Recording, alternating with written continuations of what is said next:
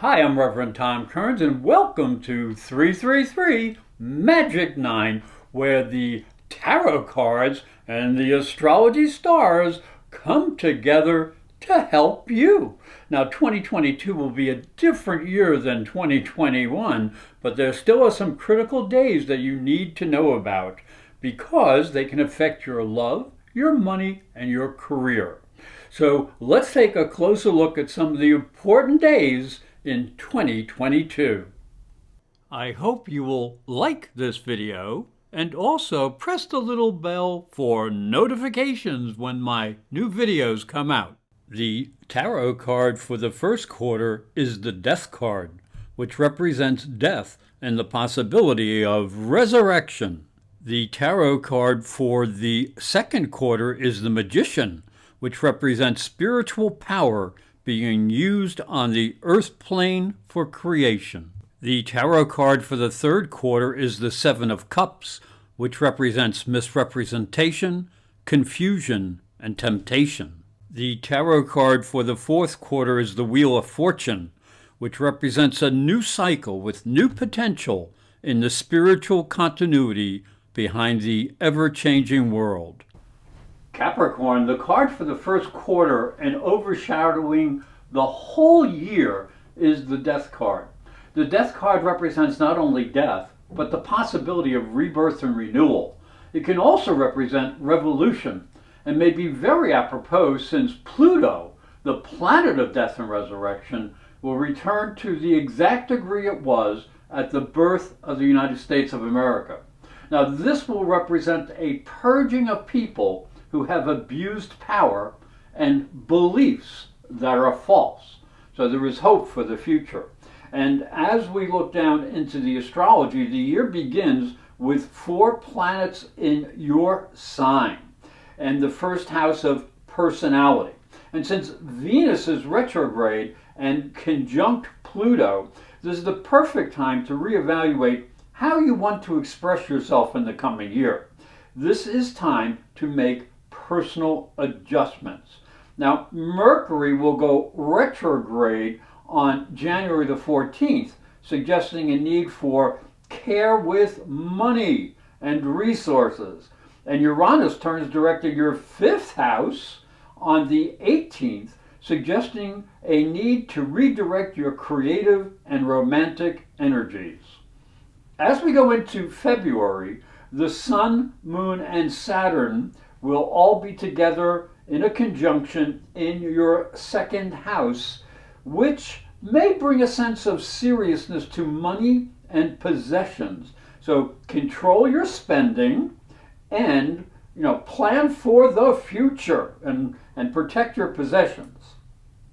Mercury and Venus both going direct help in the way you present yourself to others. March will begin with a new moon conjunct Jupiter in your 3rd house, bringing luck and opportunity to travel and communication issues. Take communication seriously as Saturn and Mercury will be together during the first week. Now, as we go to the second quarter, the tarot card is the Magician. This represents the ability to use all the elements, earth, air, fire, and water, in the act of creation. So this is a very dynamic energy and suggests that what has been purged will make way for an energy that is much more constructive and creative.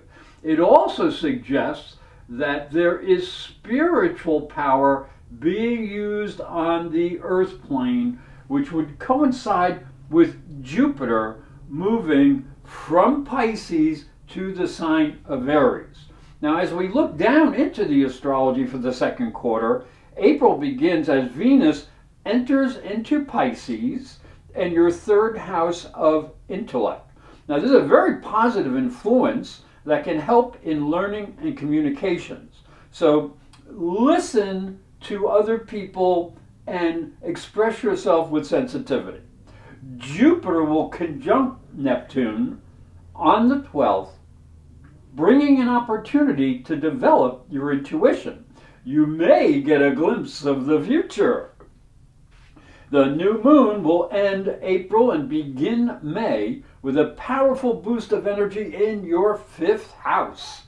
Now, this is the house of pleasure, so new enjoyment can be reached with creativity and romance. But when Mercury goes retrograde on the 10th and Jupiter enters into Aries, that can be a little bit crazy because people will be too independent for really establishing good communications and good habits. So be a little bit wary around that time. And this will lead to a total lunar eclipse on the 16th. So social and humanitarian involvements may be clouded. As we go into June, things may settle down as Mercury will go direct on the 3rd. So spend some time with lovers, and then Saturn in your house of finances goes retrograde. So you're going to have to adjust and watch your budget. Know what is appropriate to spend and what is not. Now the rest of the month has both Venus and Mercury in Gemini, making work a priority. The tarot card for the 3rd quarter is the 7 of Cups. Now this card represents confusion and temptation. In the real world, it can be associated with misinformation or not being able to clearly understand the choices that are right in front of you. The challenge becomes making wise decisions and not being swayed by misinformation or by your own emotions. So as we look into the astrology for the 3rd quarter, July will be a very busy month with 4 planets making changes. Week 1 has Mars in your 5th house, urging you to be romantic and sensual. And Mercury will be in your 7th house, suggesting you communicate clearly with partners and with the public. The 3rd week, Venus will want to bring happiness to your relationships. And then Mercury will enter the 8th house, and that can be focusing your mind and your intuition on joint business and investments, but also on a little sensuality. Now, Jupiter will go retrograde on the 28th, so reevaluate your security needs for the future. Now, as we go into August, there is a similar pattern, as Mercury will move up into the 9th house on the 4th, making you aware of new ideas, and Venus will be in your 8th house on the 11th, and she can attract a very special, passionate encounter. Whoa! And Mars will go into the 6th house, and he wants you to focus on work and your health. And on the 24th, Uranus goes retrograde in your 5th house. So you're going to have to sort of reconsider your romantic and pleasurable pursuits and even creative things that you're doing. As we move into September, things do become easier as Venus will come down to Earth and on the 4th, so you can advance your education or your experiences with people from a distance.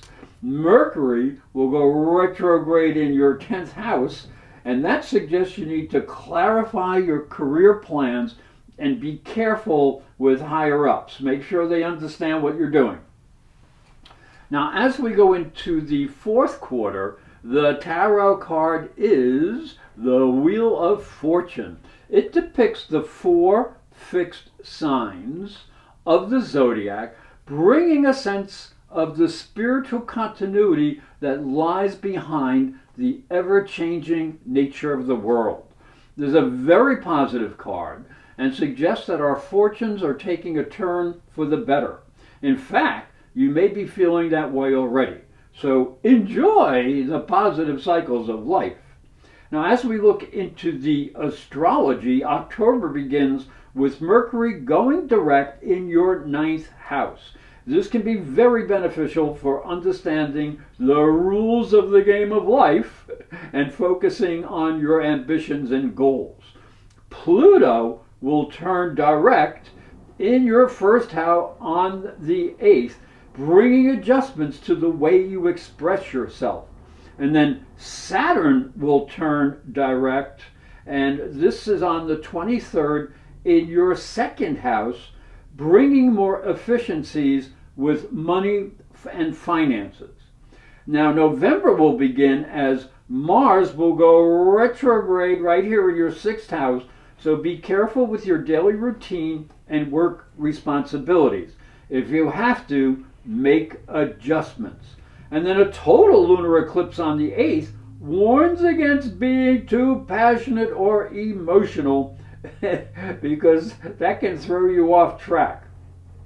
Now, Jupiter will go direct on the 23rd in your third house right here, and that can start a very beneficial cycle for travel or intellectual pursuits. So do some studying. Now, December will begin with Neptune going direct in your third house, and this clears the way for understanding of spiritual concepts, and you may find that your psychic abilities are enhanced. Then Venus and Mercury will be moving into the first house in March, so this can help you to be more social and friendly. But do be a bit careful with communications and travel as Mercury goes retrograde on the 29th in your first house. So watch what you say. Hi, I'm Reverend Tom Kearns, and this is my story. If you are a spiritual seeker, it may help you on your journey. I believe your spiritual development is as important as your religion. If you look at Christianity, it focuses on the life of Jesus. But Jesus was never a Christian. He was Jewish. If this thought intrigues you, you'll enjoy my new book, Light from Water, Freeing Jesus.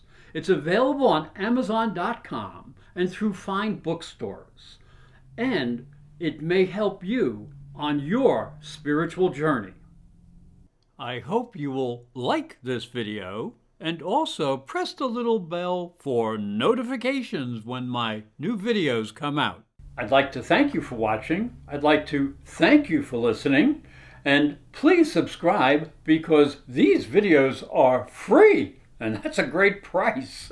And they can help you in the coming year. So please take a moment to ring the bell so you can be notified for new videos. And if you want some deeper information, go to my website, ProfessorAstrology.com, and you can find ways to get a transit chart or a natal chart so you know more about you. And I hope that you have a very great year.